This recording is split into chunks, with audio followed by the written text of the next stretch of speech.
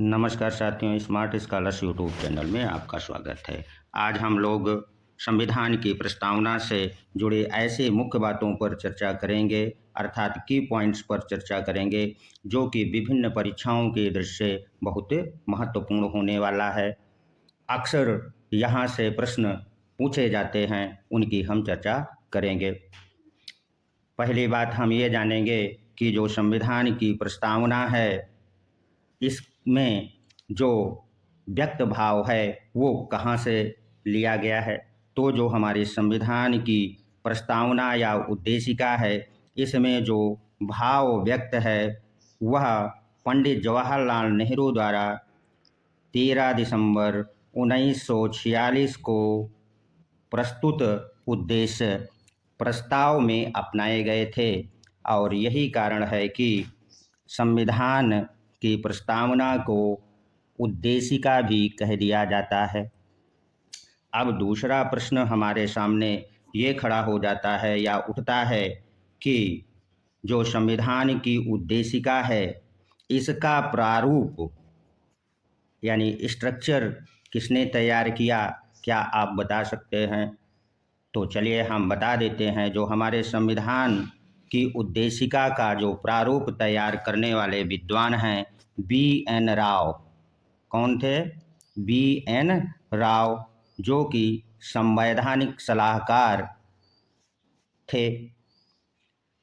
अब हमारे सामने जो तीसरा प्रश्न पूछा जा सकता है, उसकी भी चर्चा कर लें कि तीसरा प्रश्न यह भी हो सकता है या पूछा जा सकता है कि जो हमारी संविधान की प्रस्तावना है, यह क्या बतलाती है।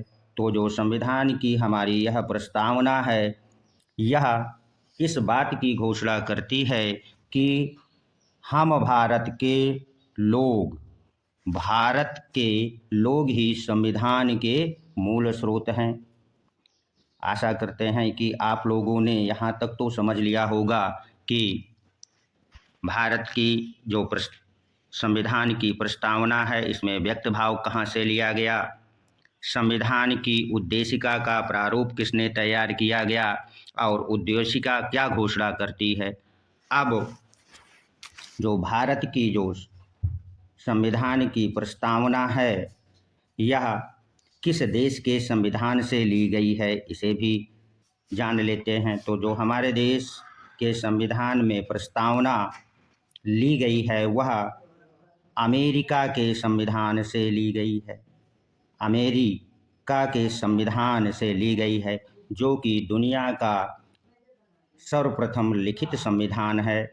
किंतु जो हमारे प्रस्तावना की भाषा है, वह इस पर ऑस्ट्रेलियाई संविधान का प्रभाव है।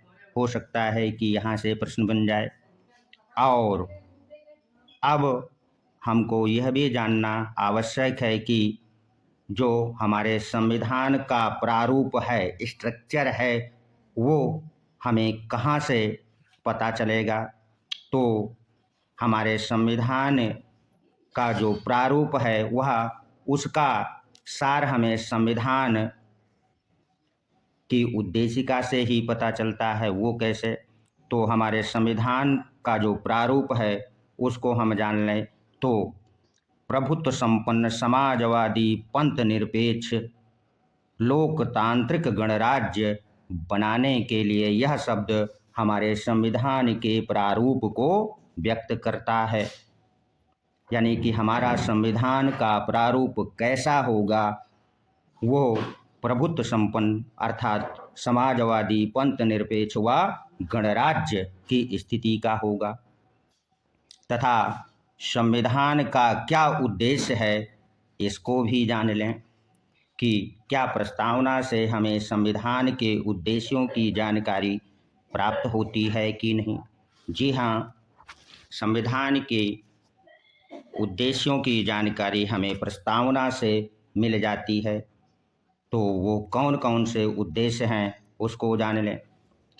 पहला स्वतंत्रता, दूसरा समता, तीसरा राष्ट्र की एकता और अखंडता, और चौथा बंधुता बढ़ाने का जो संविधान का उद्देश्य है वो यहाँ से हमको प्राप्त हो जाता है। अब जो अक्सर आपकी परीक्षाओं में प्रश्न बनते हैं और पूछे जाते हैं उनकी भी चर्चा कर लें कि जो हमारे संविधान की प्रस्तावना है, क्या इसमें अनुच्छेद 368 के तहत संशोधन किया जा सकता है या नहीं। तो 1960 के पहले इस बात का निर्णय नहीं हो पाया था कि जो हमारे संविधान की प्रस्तावना है इसमें संशोधन हो सकता है या नहीं, या संविधान की प्रस्तावना संविधान का अंग है या नहीं।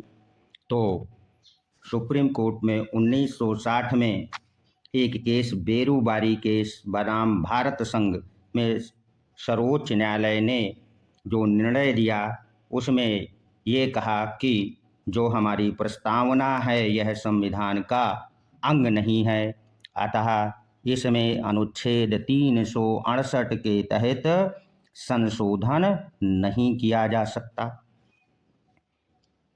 किंतु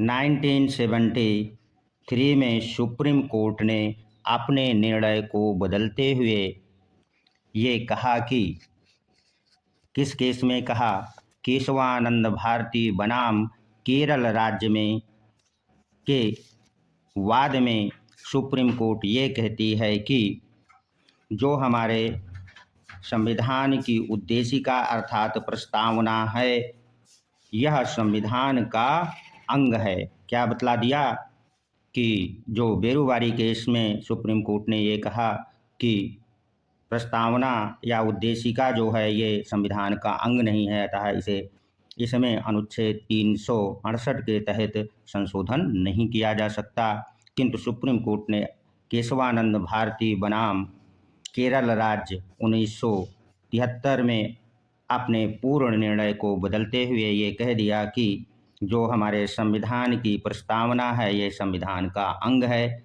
और इसमें अन्य उपबंधों की तरह संशोधन किया जा सकता है। किंतु सुप्रीम कोर्ट ने आगे कहा कि इसके मूल ढांचे में परिवर्तन नहीं किया जा सकता। आशा करते हैं कि आप लोगों ने यहाँ तक समझ लिया होगा। अगला प्रश्न ये हमारे सामने उठता है कि क्या संविधान की उद्देशिका या प्रस्तावना के आधार पर कोई निर्णय दिया जा सकता है, जैसा कि अन्य उपबंधों के आधार पर निर्णय न्यायालय देता है। तो इस पर 1973 केशवानंद भारती बनाम केरल राज्य में ये कहा गया कि प्रस्तावना के आधार पर कोई निर्णय नहीं दिया जा सकता, अर्थात प्रस्तावना वाद योग्य नहीं है। यहाँ से मुझे लगता है कि प्रश्न बन सकता है कि जो हमारे संविधान की प्रस्तावना है वह वाद योग्य है या नहीं, तो आप समझ गए होंगे। अब भारत के संविधान की जो प्रस्तावना है, विभिन्न विद्वानों ने संविधान की प्रस्तावना के विषय में क्या कथन कहे हैं उनको भी जान लें। तो न्यायमूर्ति हिदायत उल्ला, कौन? हिदायत उल्ला ने आप उद्देशिका को संविधान की मूल आत्मा कहा है। क्या कहा? मूल आत्मा कहा है। जबकि डॉक्टर भीमराव अंबेडकर ने संवैधानिक उपचारों का अधिकार अर्थात अनुच्छेद 32 को संविधान की आत्मा कहकर पुकारा है और के.एम. मुंशी ने संविधान की उद्देशिका को राजनीतिक जन्मपत्री कहा है। के.एम. मुंशी जो संविधान सभा के एक सदस्य थे, उन्होंने प्रस्तावना को राजनीतिक जन्मपत्री कहा है। क्या कहा है? राजनीतिक जन्मपत्री कहा है। यहाँ से भी आपसे प्रश्न पूछ सकता है। अब तक के इस विवेचन से बनने वाले प्रश्नों को हमने आपके समक्ष रख दिया है और आशा करते हैं कि आप लोगों ने समझ लिया है। अगले टॉपिक में हम संविधान की उद्देशिका में उल्लिखित शब्दों के अर्थों को जानेंगे, यानी जो भी शब्द इसमें लिखे गए हैं उसका क्या भाव है इसको जानेंगे। यदि यहाँ पर हम उन भावों को बतलाते हैं तो वीडियो काफ़ी लंबा हो जाएगा। ऐसे विद्यार्थी जो आज ही हमारे इस चैनल से जुड़े हैं उन्हें हम बता देना उचित समझते हैं कि हमने राजनीति विज्ञान पर प्लेटो, अरस्तु, मैकियावेली और बूंदा से संबंधित कंप्लीट प्ले लिस्ट बना दिया है, वह उसको जाकर देख लें। तथा राजनीतिक सिद्धांत से हमने कुछ वीडियो बनाए हैं, उसे देख लें। और आप लोग जो संविधान पढ़ रहे हैं, यह हमारा 6ठा वीडियो है। अगला जो वीडियो आएगा वो संविधान सभा की प्रस्तावना पर ही होगा, जिसमें हम ये जानेंगे कि इसमें उल्लिखित शब्दों का क्या अभिप्राय है। अगर यह वीडियो आपको अच्छा लगा हो तो इसे सब्सक्राइब अवश्य कर दें, लाइक कर दें, ताकि हमारा मनोबल भी बढ़ता रहे। और ऐसे विद्यार्थियों को शेयर भी कर दें जो कि टीजीटी, पीजीटी, असिस्टेंट प्रोफेसर परीक्षा की तैयारी कर रहे हैं। धन्यवाद, मिलते हैं अगले वीडियो में।